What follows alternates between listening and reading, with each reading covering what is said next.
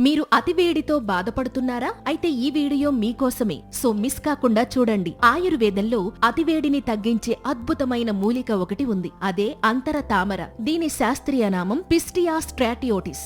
దీనిని వాడుక భాషలో కుంచిక అని కూడా పిలుస్తారు.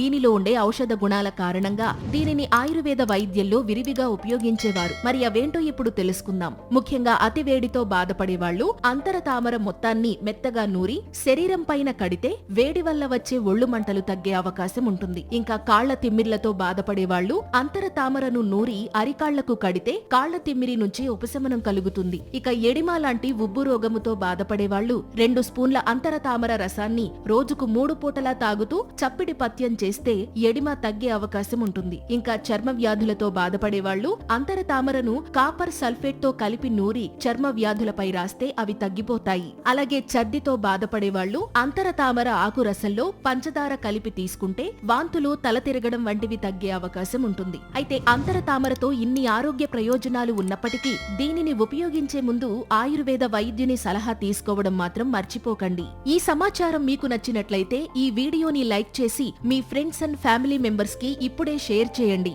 ఇలాంటి మరిన్ని హెల్త్ వీడియోస్ కోసం వెంటనే మా ఛానల్ ని సబ్స్క్రైబ్ చేసుకోండి. Thank you.